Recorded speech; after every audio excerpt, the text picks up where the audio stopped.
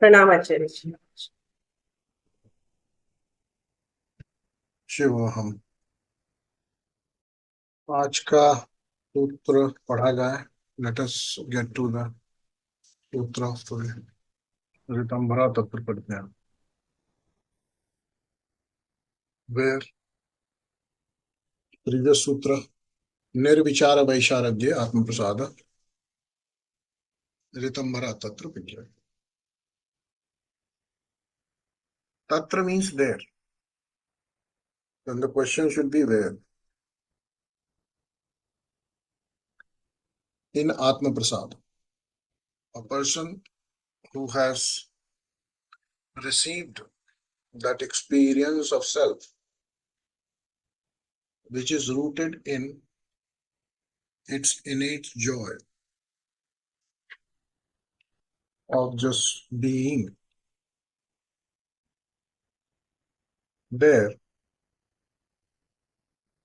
another kind of buddhi becomes functional. How do we take decisions now without knowing our truth?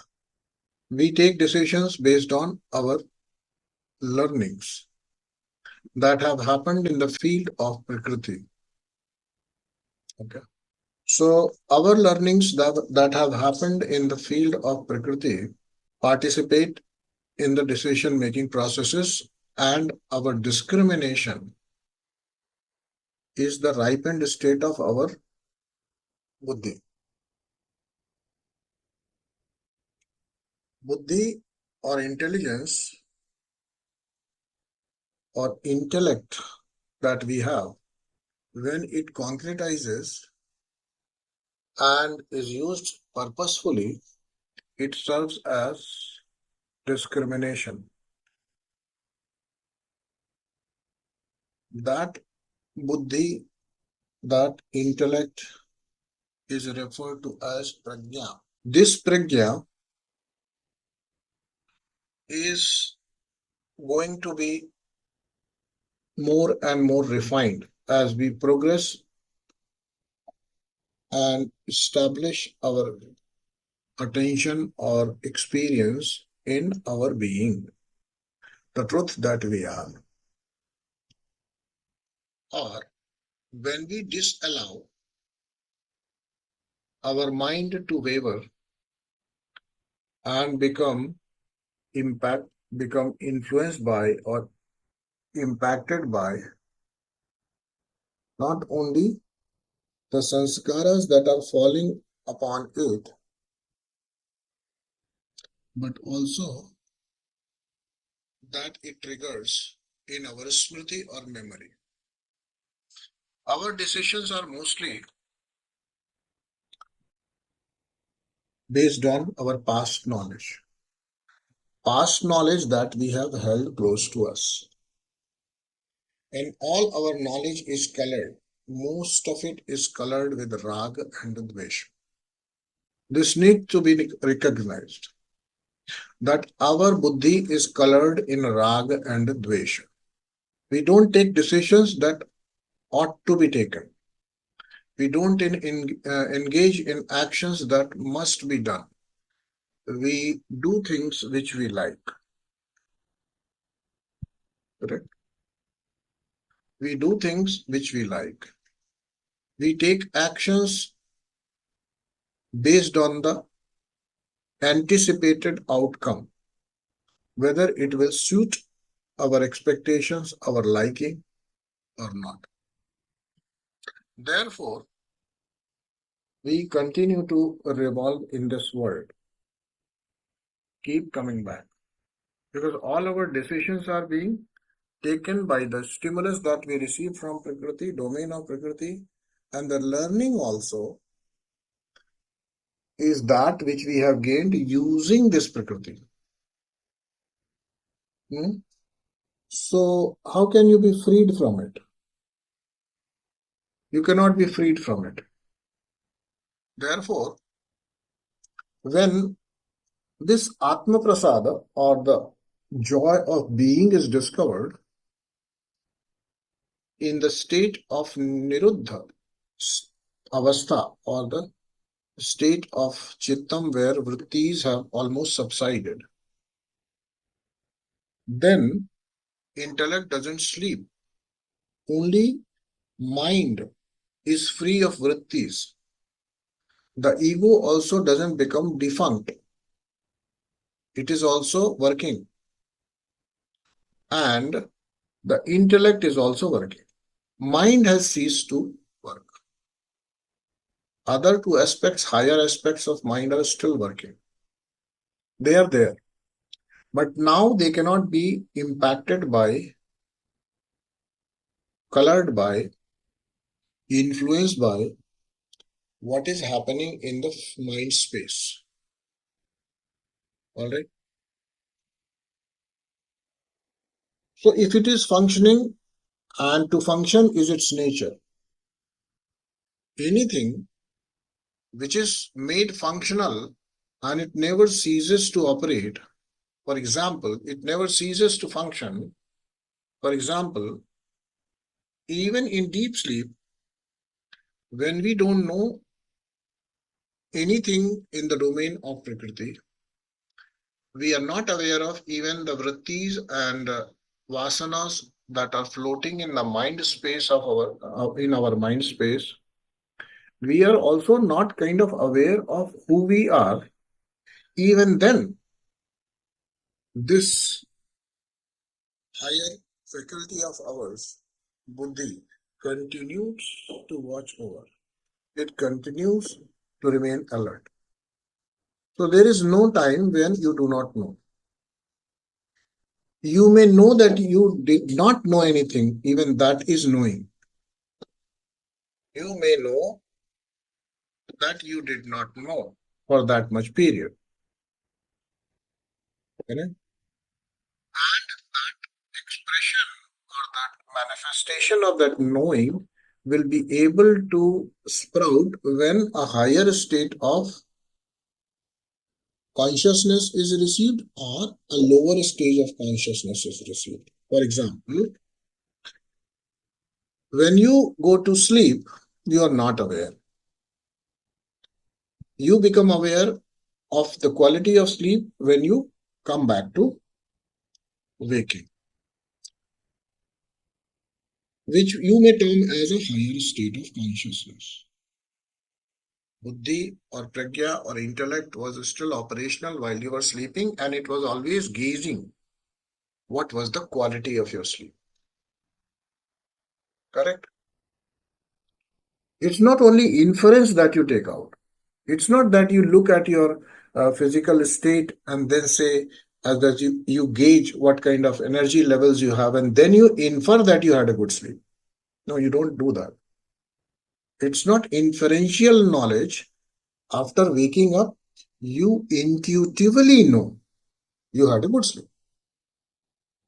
And then you can attribute many other symptoms that you're observing in your mind and body to that. That I did not get good sleep, therefore I am feeling like this.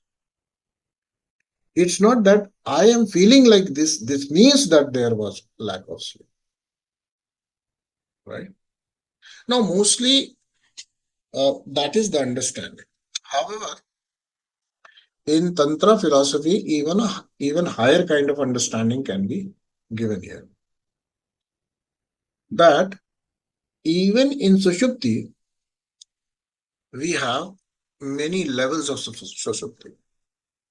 When it is Sushupti, then you do not know even that you slept. That means your consciousness achieves it altogether very, very intense tamasic state, right? And then as you come out, and you even don't know that you slept. Many a times we get that kind of sleep also. When you're too tired, or maybe when your system is too exhausted, many a times you must have felt like that. Maybe not many, then at least once in a lifetime you would have felt like that. For example, if there is some kind of function happening at your place, and you're not getting to rest at all, right? You're continuously occupied by some or the other work, and after, let's say, 2 days or 3 days, you just fall down and go to sleep. As you feel relieved from the responsibility, you go, and you rather don't go. You just fall to get to that state of sleep directly. Sometimes it might happen that you may have slept for 18 to 20 hours. Right? And when you get up, you don't know how much time you slept.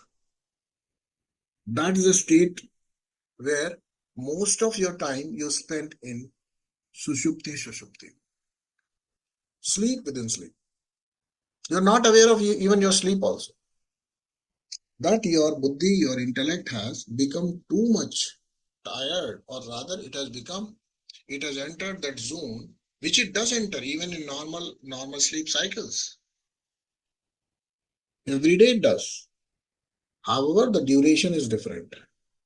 But when your body, your energy, and your other functions which you have exhausted, lot of energy is gone, the tamas takes over, and then this duration increases. So if in those times when you get up and somebody tells you that you have been sleeping for 18 hours, and you would say, I don't think so. It feels like as if I slept only for 1 hour or 2 hours. That may also happen. Sometimes when your mind is calm, you enter your sleep consciousness by first calming down yourself, and you enter your sleep in more of an aware sattvic state. Then what happens?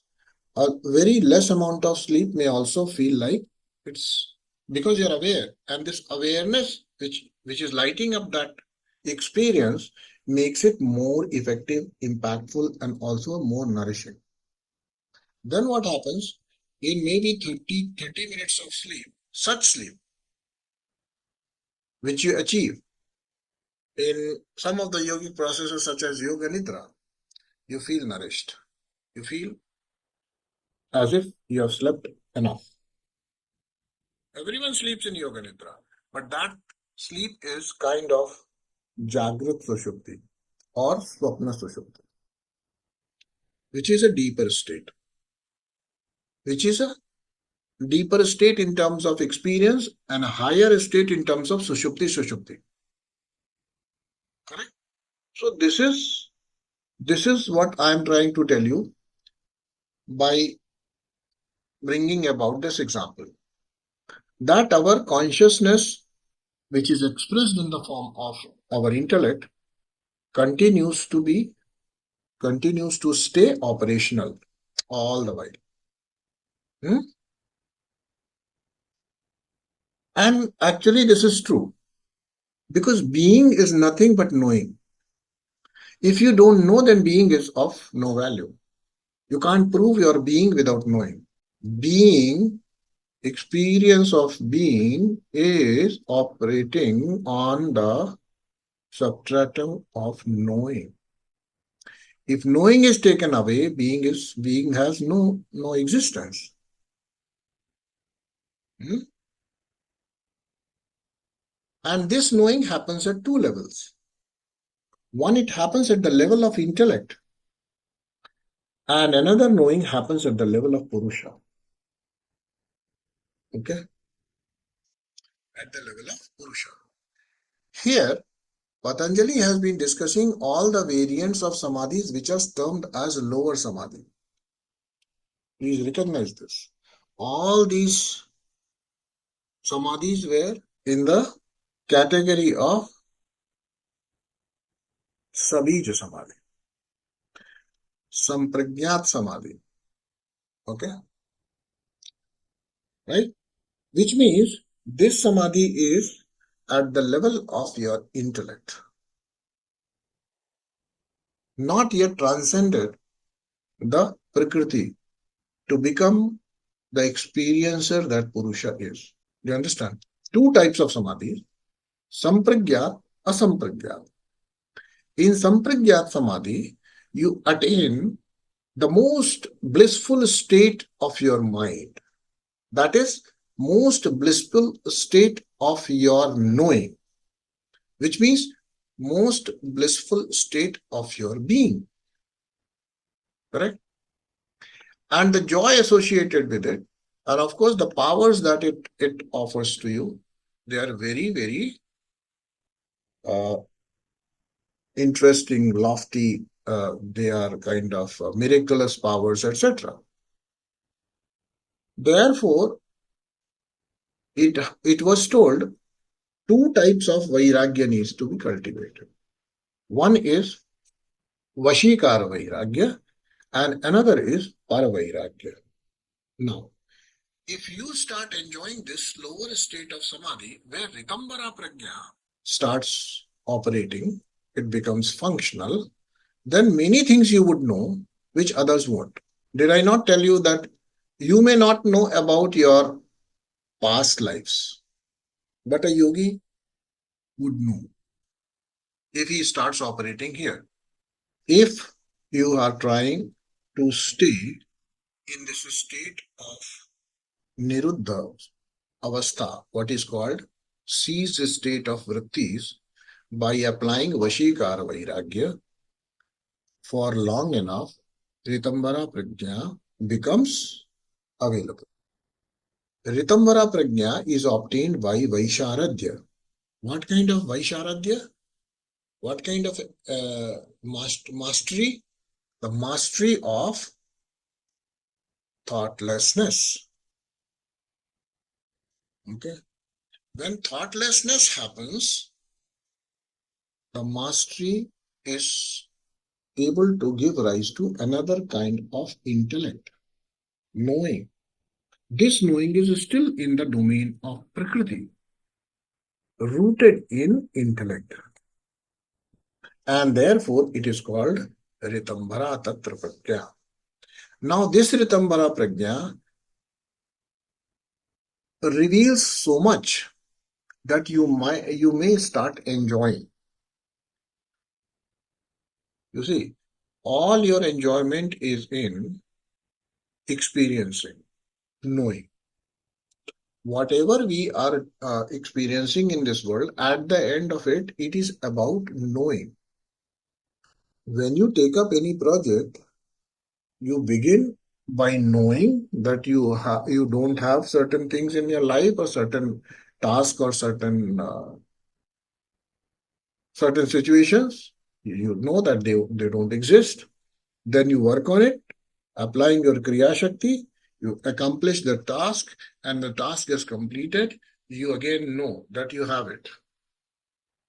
So it began from knowing, and it culminated, or it gets to that state of accomplishment when you know that it is done. So both the processes begin from knowing only.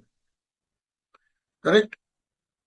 So your life is about knowing, and while you are engaged in the action also, at the same time you are knowing that you are acting.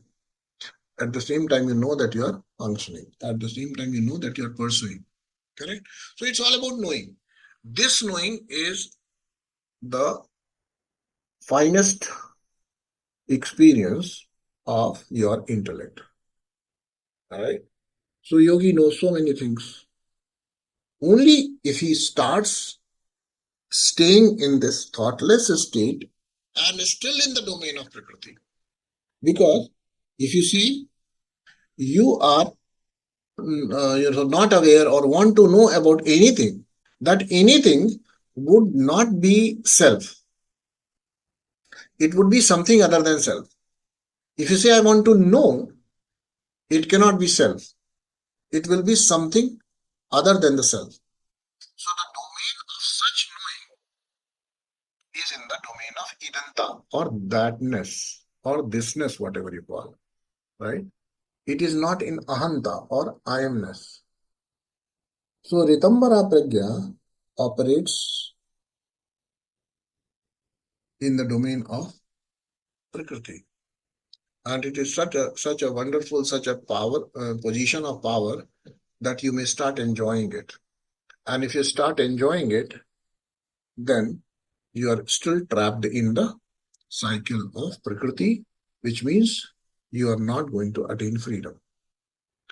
For achieving that ultimate freedom or mukti that yoga proposes, that you'll have to even drop, relinquish, completely become dispassionate towards the achievements that this state of becoming gives you. Right? Becoming. Why I'm using becoming? Because you become capable. Hmm? If a person comes in front of you and you have been mastering only this aspect of your life because this gives you a lot of pleasure, somebody comes in front of you and you start talking about him, that person is odd, that person feels, oh, Baba ji bade powerful hai. Hmm? And you start enjoying, है ना? And Baba ji tells you, तुम्हारी past life का ये problem था, तुम्हारी इस life का ये problem है, you have gotten this problem because of your this past life, you are engaged in this kind of work because of this action. All that, if somebody wants to, experience, they can. However, when they start doing it, they're trapped. They're trapped in the domain of Prakriti. And these are the people who will come back as a Prakriti Laya, Videha, based on whatever they have achieved. Hmm? So Prakriti Laya Videha Yoga, these are the two types of people who have arrived till this state and they started enjoying. So Videha and Prakriti Laya are such people who are called Yoga Bhrashta. Okay. That means deviated from the past path of yoga, deviated from the path of mukti, or stuck up in the journey of mukti. You got my point? So even this is not of any value as per Patanjali. You come to know everything about everybody, it's not going to lead you to your freedom, ultimate freedom or mukti. Understand? So ṛtaṃbharā tatra prajñā. Now the closest word that we can give to this ṛtaṃbharā in this language, English language, we can say intuitive knowledge. You don't have to be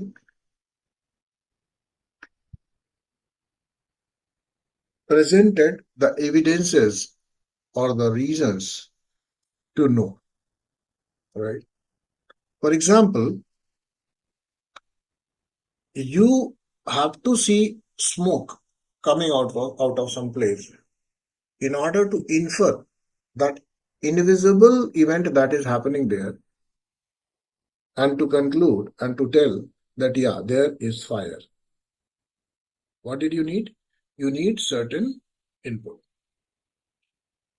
Based on that input, you deduce, you inference that there is fire. Correct? But in the case of yogis, they need not be presented with any such gross evidence. All right? If they wish, they would know that there is fire without actually looking at or being presented with the smoke. You understand what it means? So this is the state of buddhi, right? Only they need to go on keeping this state of thoughtlessness and dispassion in the domain of world. But after relinquishing your interest in the world, they get so much power that they think that they can enjoy the world better. And such is the state of most of the sadhakas, most of the travelers on the path of spirituality. As you progress, you come to understand that many things. I'm not saying that only when you master it, that those kind of capacities are developed. As you start working, the capacities get developed. It's not that there is a threshold that if you cross this, then only such capacities in such and such quantity will come. Patanjali will define that also, that you have to focus here, you have to hold your mind here in order to win over your thirst, your hunger, in order to become light, in order to become heavy, in order to able to walk in the sky, so much so. Anything in order to understand the language spoken by animals, birds, anything. But it does not mean that these are the only capacities. As you start working on stabilizing your mind, becoming free, little bit freedom you give yourself from the world, become dispassionate about what the world offers you. Rather, you start working on the tool that was given to you. Gradually, you develop some powers. Some powers. Your little bit intuitive, little bit intuitions you might start getting. And that little bit is also sometimes more than enough. For example, if I start working on this aspect of my mind, stilling and then focusing on the energy aspect of someone, then I may start knowing it is not a very, very high siddhi or a higher accomplishment, but this siddhi will enable me to understand your energy makeup, where which chakra, which nadi, which granthi, what accumulation, which kind of accumulation, etc., etc., I would know. And then intuitively, I may also come to know what is the remedy for it. Okay. Because it's intuitive. Everything you know, intuitive. So intuitively, you will also know the remedies. Then what will happen? You will become a great healer, great energy healer, accomplished energy healer. Someone who can heal you, someone who can help you get rid of certain issues, mental, emotional, physical. Now, as you start getting engaged in this kind of job every day, you would definitely enjoy, because this nourishes your ego. This gives you a state where you can say, I'm special, I'm not ordinary.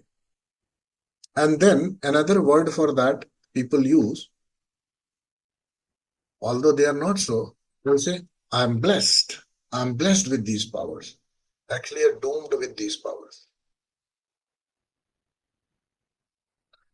The moment you start using them, you're doomed. Because now everything you do in this world only nourishes your ego. And this is so subtle. Had our mind not been so cunning, how can the greatest of yogis also fail in taming it and getting to that liberation? Even after achieving Videha and Prakriti Laya state, even operating in the Ritambhara throughout their lives, because mind is cunning. It will give you so many reasons to stay engaged in all such accomplishments and powers. Because ultimately, it's a very subtle way of saying we want to be good. And as I say, that others are bad, I am good. Others are powerless, I am powerful. Others are incapable, I am capable. This is what? This is simply, you know, getting to quoting quoting after quoting, electroplating, gold plating of your ego. Hmm? So initially, when you were not capable, you're just like a stone, a pebble on the path, uh, crying on its fate, all in tears. Suddenly you started working, you got to that state where a silver coating on that stone comes. A little coating there, ego feels very good. And then you fool yourself. And you can go on fooling yourself all through your life. How? That I am engaged in good acts. I am doing charity. I am doing service. Nothing. You're fooling yourself. You're only boosting your ego. And therefore, such people become very egoistic. They are not ready to let go this habit because it feeds to their ego, and they only know this much probably, and this much is also more than enough for them to remain superior, remain holier than thou, remain more capable than others. Throughout their life, they will enjoy this position, may not even learn anything other than that. If someone comes and says, you need to relinquish it, drop this, don't do this, they may not do. You need to be so alert. You need to be so aware that any of my act, which I do in the name of good, right? In the name of charity, in the name of saving someone, in the name of serving someone, in the name of alleviating suffering of someone, is that anyways boosting or putting my ego? But if you ask me, I'm giving this little bit buffer here. Ask Patanjali, he will say, don't do good at all. You see? Because it is not possible for any human being from the millions and millions of lifetime. We have only yearned for these ishnas. These are the ishnas. You understand ishnas? The ishnas are the strong desires. What ishanas we had, and what is the highest ishana that we can have? Ishanas, the ishanas are Uttreshna, Vitteshna, Lokeshna, and some of them. And what is the highest of it? Lokeshna. So you'll be stuck up there because now world recognizes you as someone who is engaged in the most noble endeavors that are possible. Will you be able to drop that from quoting your ego? Not possible. Therefore, Patanjali in Vibhuti Path has, although he has mentioned all these powers, also given the methods to achieve these powers, but he has asked, you need not even become aware of it. Even if it comes, it will come and then it will go. Keep moving. So many powers will come and then they will vanish because you're not putting it into action. You have not started deploying those powers in the domain of Prakriti. Okay. What is it that we need to become aware here? Even in our ordinary sadhana, whatever little progress that we make, and each one of us, if we have started working on our mind, if we have started working on our vrittis, if we have started operating out of even little bit vidya, so many other higher faculties, so many other higher powers will come. When I say higher, it only means that you are going to get better. Higher does not mean that you will start manifesting vibhuti from the air. What is good for you is that you learn to be more happy, you learn to be more relaxed, you learn to become calm, and also you have probably the capacity to bring about some positive changes in people around you, in their thoughts, etc. Not by directly engaging in any sort of action, but only by just interacting and being there. You see, so much can be done. Because as soon as you engage in certain particular or peculiar kind of action, it only feeds our ego. If you can get these capacities to bring about positivity in someone, healing someone, you need not you need not tell them that you're doing it for them. Continue to continue to do and see how long you can do. Never ever claim that you did. Never ever own that you did. That's it.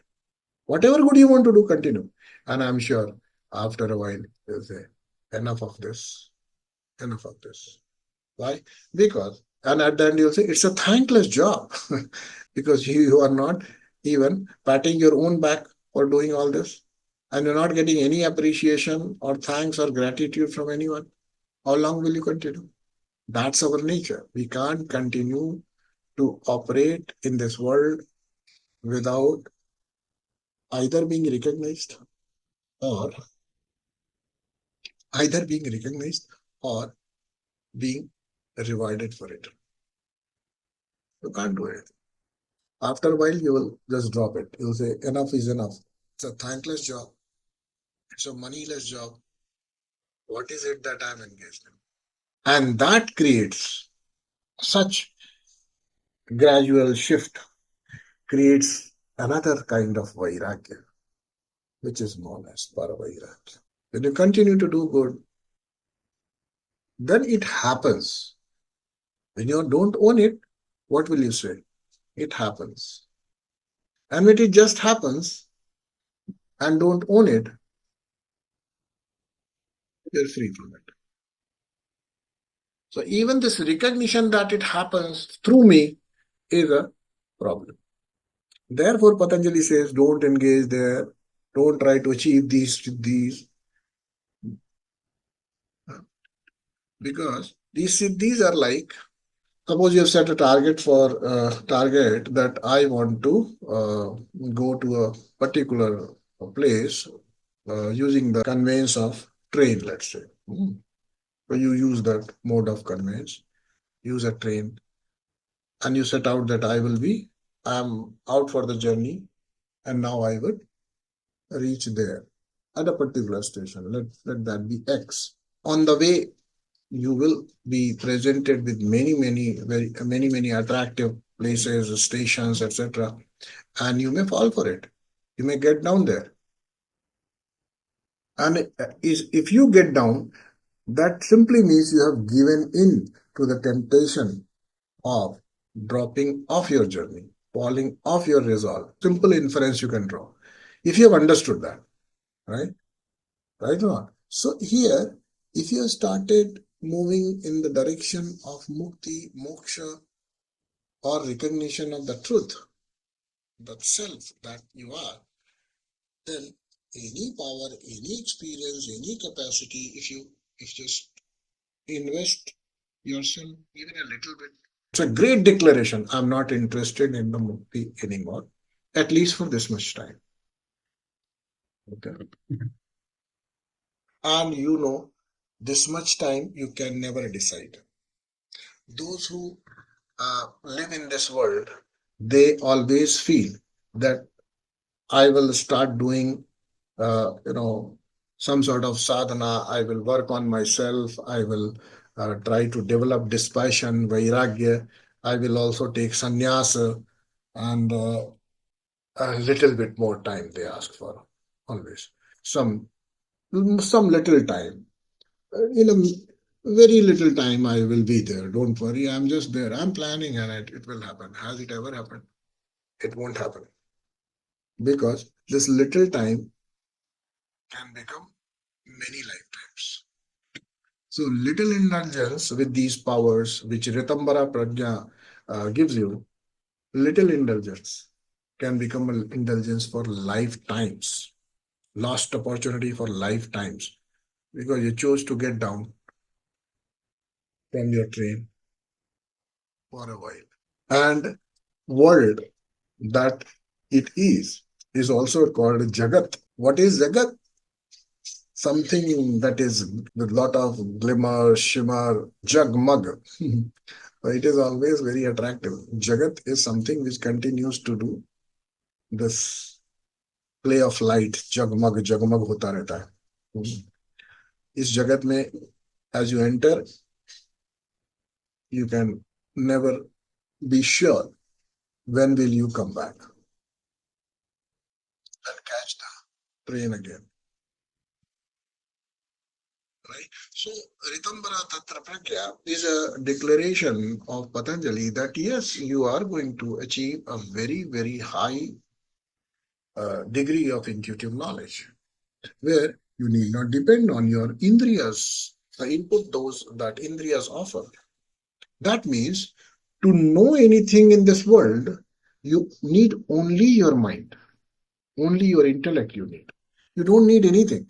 You don't need your eyes, you don't need your ears, you don't need your smell, you don't need your touch, you don't need anything. What you need is your mind. That's it. Through your mind, you know everything. And when such a power comes and you become little bit interested in enjoying that power, it will become very difficult. But Patanjali will have to mention to keep this philosophy wholesome and unchallengeable, that if somebody arrives in this state of Ritambhara Prajna and says that Patanjali never mentioned it, they'll say if he has not taken note of such an important event that happens in the path of yoga or mind control, what is the guarantee that everything else is also true? You'll start doubting. Therefore, Patanjali is under compulsion to mention it. He does mention. He says, in the Atma Prasada, in the joy of your being, in the state of thoughtlessness, as you master, arises a new kind of knowledge or buddhi or vivek or discrimination, power of knowing, which is known as Ritambhara. Rit also means the truth, not the ultimate truth, by the way, the truth about the things, truth about the world. Ritambhara is capable of taking you to higher state of knowing the truth that you are also. However, most of the times Ritambhara will be operating in the world. Right? The truth of the things as they are. Do we define that? Truth of the things as they are. Suppose you look at a person and you see severely, disabled, some sort of issue in life. He's not receiving even enough to feed himself. He's also going through a lot of disturbances in terms of emotional aspect of life. So much is happening, and sometimes you might pity, oh, such a poor fellow. Pity on him. I empathize with him. I want to do good for him. The truth of that person that you know may not be the exact truth for a youth. You would say he is suffering because just recently in his past life he has done all this. And if I just narrate that, you would also say that he should have been punished. Why he did not get the punishment then? How could he escape? How could he go on to torture people, exploit people, inflict injury, suffering, and all that, and not get the reward of it? The yogi will see the truth of it. Understand? You understand what I mean? Ṛtaṃbharā captures the truth of things as they are. Your and our knowing is limited by the time that we live in, the time that we have experienced. But yogi's knowledge, when he has mastered and rooted himself in the Ṛtaṃbharā, is not limited by time also. Rit means rule, niyam, principles. So you are now aware of all the principles that operate this world.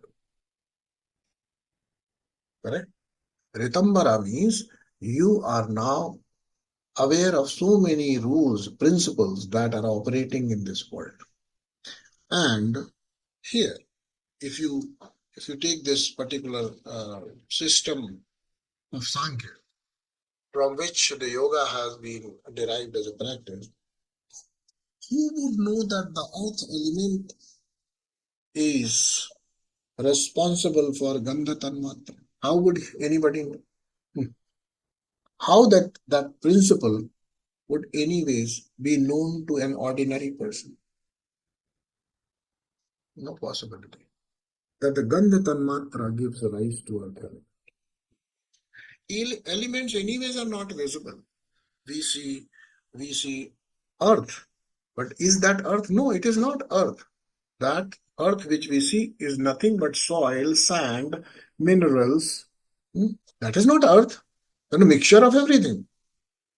Yes or no? The earth that you see below your feet is not the earth that this philosophy is talking about. It's not that earth. That earth is something else. And why this earth is being called earth? Because it also has some resemblance, some similarities of that subtle aspect, subtle tattva that is called earth. You have not seen the earth, water, air, fire, anything you have not seen. You have not seen anything. You have never seen fire. The fire that is being talked here in the Sankhya philosophy or Tantra philosophy. You have never seen that fire. Even when it is said Pancha Mahabhutas, that is not the fire that we see burning all around us. That is not the earth we walk on. That is not the air which we are breathing. That's not the air we are talking about. What is this air? Why? Can we call this air? No, it is not air. It is oxygen, nitrogen, argon, so many gases. These are the different gases. This is not air. You thought this was air in our principles, in our philosophy? No, that is not. But yes, the combination of all these gases and the kind of presentation they give matches somewhat, some resemblance with that subtle tattva that air is. So how anyone could ever know beneath these manifest gross presentations of things as solid, gases, liquids, etc., that there are subtle existences which are the root cause of all this that we see. Correct. Who would know and how anyone would know? These things are revealed to Ritambhara Prajna. You understand? These are the things, not only these, many such things.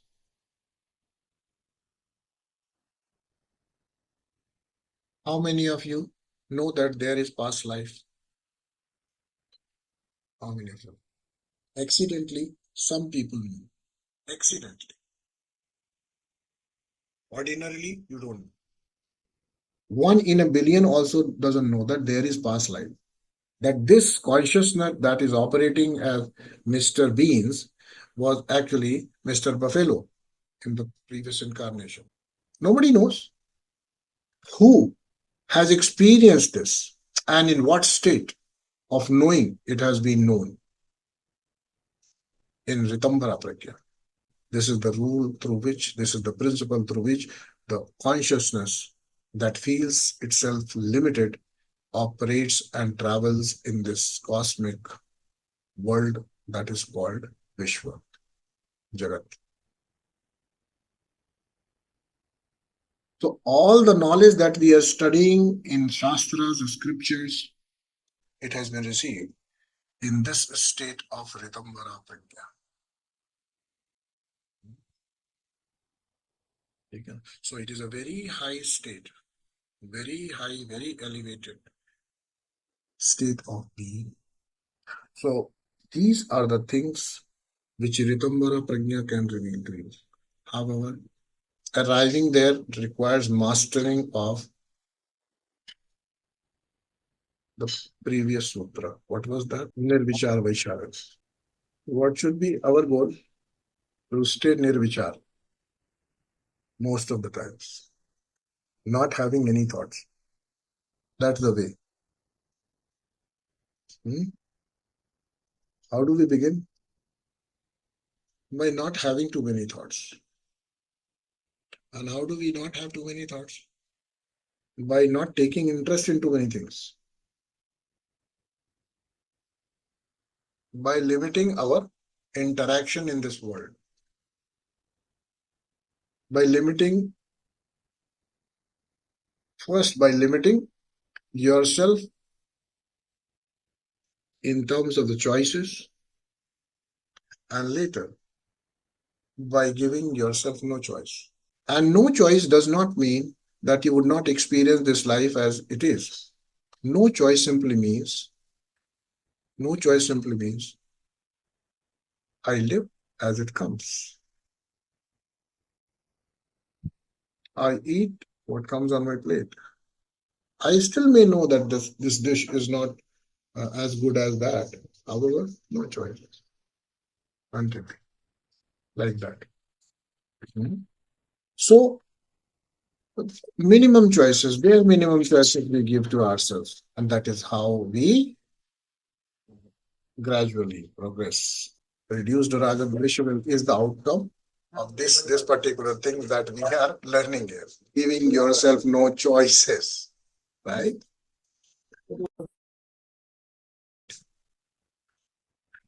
Oh, सर्वे भवन्तु सुखिनः सर्वे सन्तु निरामयाः. Okay, so that's all for today. Let's pray. पश्यन्तु मा कश्चित् दुःखभाग् भवेत्. Om Shanti Shanti Shanti. Om